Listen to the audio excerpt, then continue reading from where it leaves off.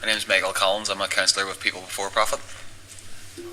So, Michael, your tradition, and this is the first time we had anybody from People Before Profit speaking at any of the SFUnity meetings, and there's been about 7 or 8 around Ireland and in Europe, and you're very welcome. Your tradition, it's fair enough to say, or correct me if I'm wrong, it's emerged from the old International Socialist position, the old SWP position, who have traditionally held probably a wise and a cautious position of scepticism towards initiatives which could be considered as possibly sectarian headcounts. Do you see potential in today's momentum towards Irish unity and the momentums towards Irish unification, or do you worry that sectarian hazards may emerge as a result?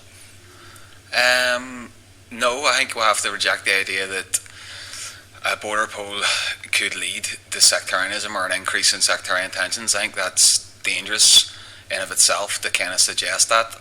I think we'll have to try to have an open, honest discussion about it and talk about the type of Ireland which could actually benefit working class people on both sides of the divide.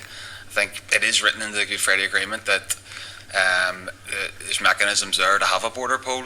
So I think this just to suggest that we can't have that conversation, that the conversation in of itself is sectarian.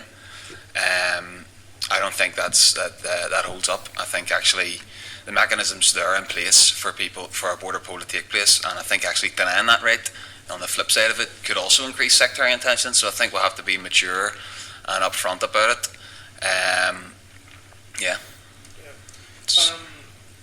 Do Marxists, modern Marxists,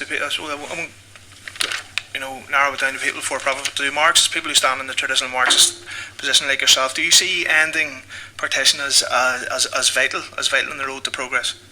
Yes, I would see our tradition as trying to reforge a socialist tradition in Ireland. I think James Connolly obviously was a trade unionist and fought for workers' unity amongst Catholics and Protestants, and obviously led big struggles like the Dublin lockouts and stuff.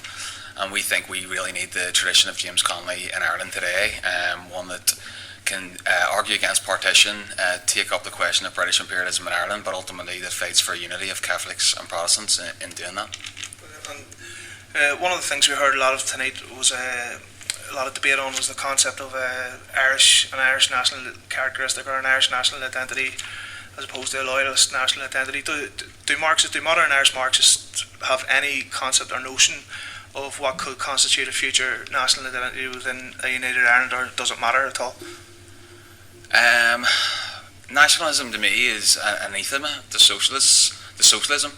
I think there's no denying that there's a radical tradition within Irish nationalism, but I think nationalism itself is something that I wouldn't describe to. Obviously I want to see, I think Ireland has a right to self-determination, but to me I'm an internationalist through and through, and believe in the unity of working people right across the world, be it in Ireland or anywhere else. And I think we'll have to struggle to keep that fight as an international one and link up where we can with other struggles for national independence. And Councillor Michael Goodman, Sinn Féin.